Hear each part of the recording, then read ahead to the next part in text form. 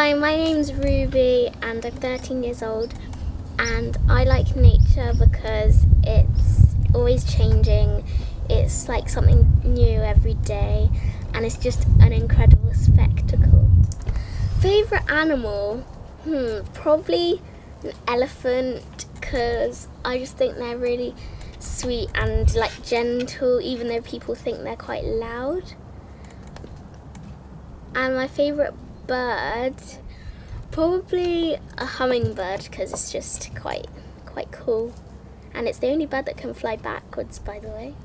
Hello, I'm Neil, a self-confessed animal geek, and I would like to tell you a story about a cheeky 5-year-old boy. He was watching Blue Peter on TV and he saw that a little baby giraffe had been born at London Zoo, and he nagged his parents to go to the zoo. That little boy was me.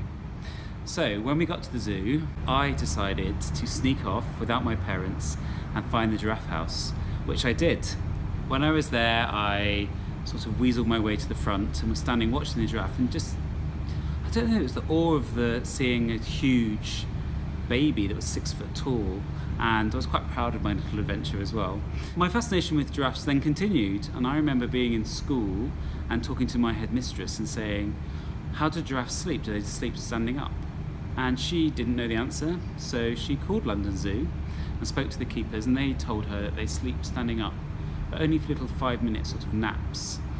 And this sort of curiosity continued, and then eventually I decided to study biodiversity and conservation, which led to me becoming a scientist, and I've worked all over the world. And I just think that nature's so wonderful, and it just has driven me to have a really interesting career. And I hope that little boys that are 5 years old can be inspired like little Neil was. You parrot.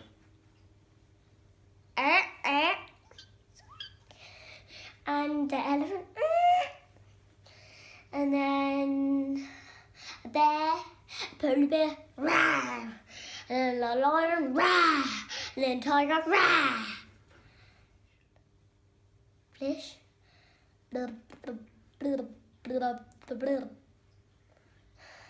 Once when I was in my house, I went outside in the garden. I started singing amongst the plants, and all these animals like birds and were on the floor, and birds and bees all came around me and started making noises as well. My love for nature started when I was a really young child. I grew up in the middle of London, which is this bustling jungle, but I got to go to Colombia every year because my family is from there. And there I got to explore the Andes Mountains, I got to walk through rainforests and see habitats that I'd never seen before. And it spurred me on to study biology at uni. Whilst I was there, I was lucky enough to go and study coral reefs in the Caribbean. So I was doing surveys looking at parrotfish and other herbivores on the coral reefs there. And I looked up and there was this huge Caribbean reef shark just about maybe a metre or two away from me, and I'll just never forget that moment of just looking into its eye and just feeling very small and realising that, you know, on the grand scheme of things, we are all so tiny and there's so much out there to be explored and to find out more about, and yeah, that just really stuck with me.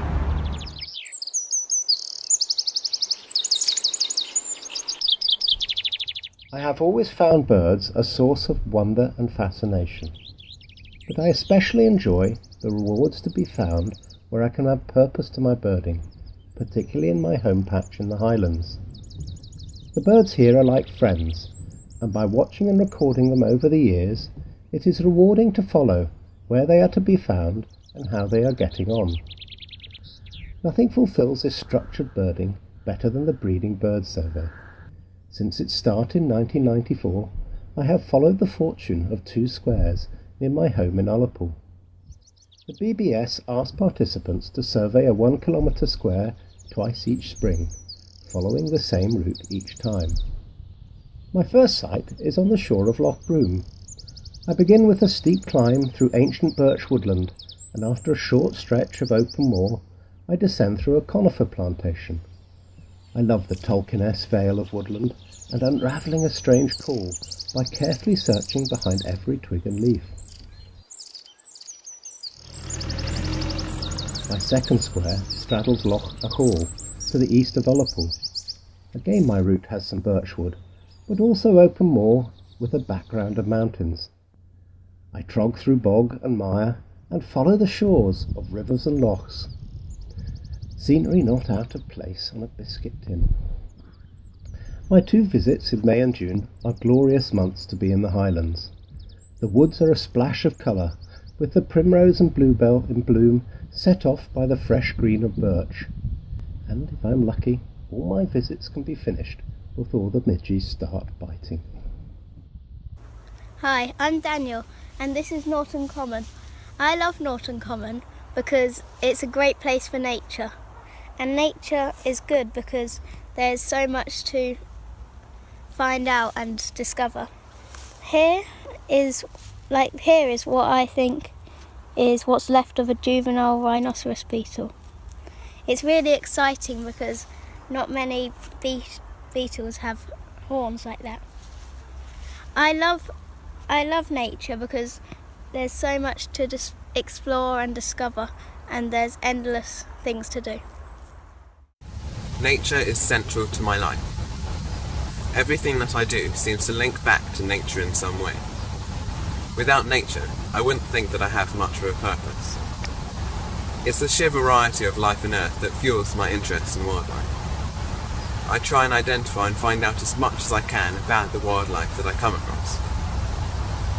Luckily, I don't think that nature will ever run out of ways to amaze me. I'm very lucky to live close to Ashdown Forest, a wide expanse of heathland and woodland, where wooded gills trickle beside heather-covered hills.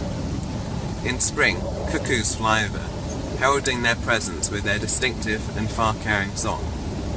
In summer, I try and catch up with rapid and agile green tiger beetles as they race across the sandy rise.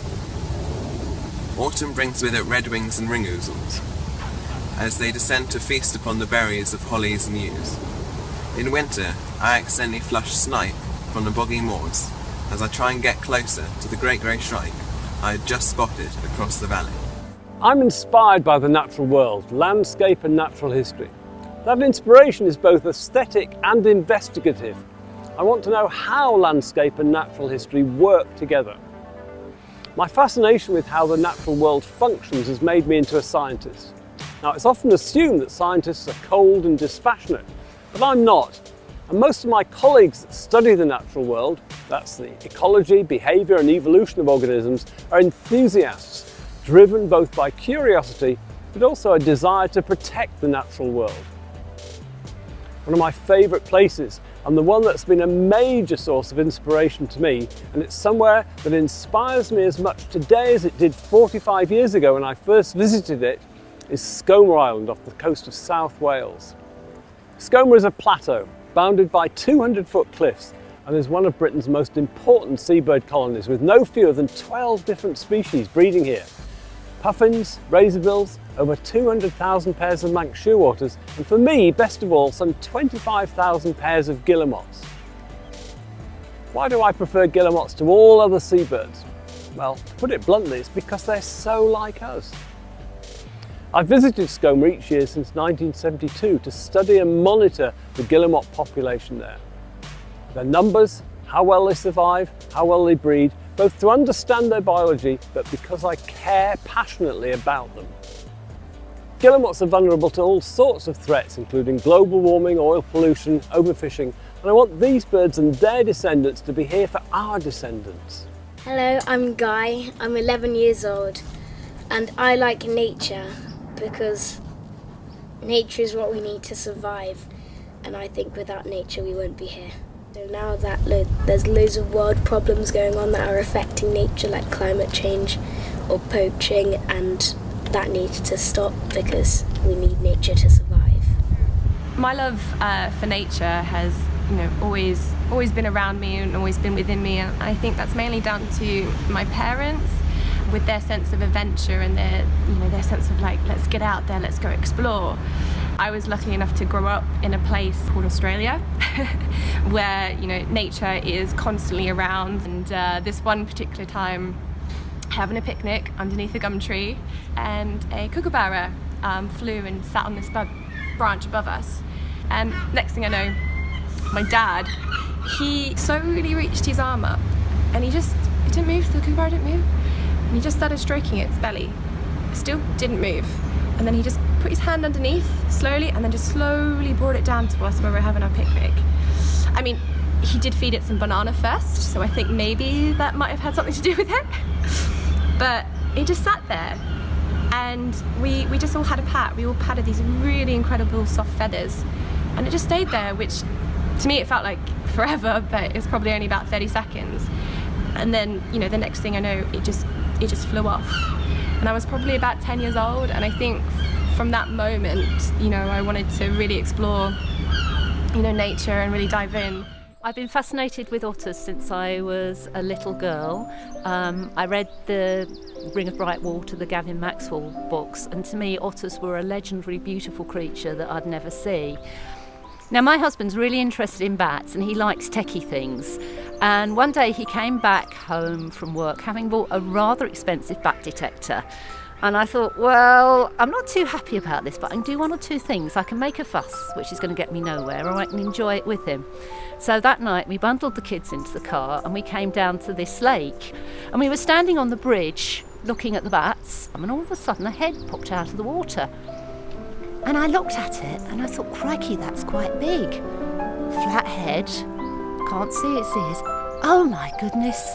It's an otter, and I was totally overjoyed, but by that time the otter had just plopped, porpoised down into the water and swum off into the reeds. So we turned round and looked behind us, and we could see a muddy trail going all the way along under the bridge, under where our feet were. So the otter had actually swum under our feet and popped up about 20 foot in front of us into the lake. And it was just about the most exciting night of my life, and I was thrilled by this and desperate to tell people, but thinking, well, maybe I shouldn't tell people because otters were very, very special and I didn't want it to come to any harm. But eventually I phoned up the Wildlife Trust and spoke to a lovely chap who said to me, yes, of course there are otters on Backwell Lake. Would you like to learn how to track them? And that's really the beginning of me starting work and becoming the coordinator of an otter group, which now works in North Somerset.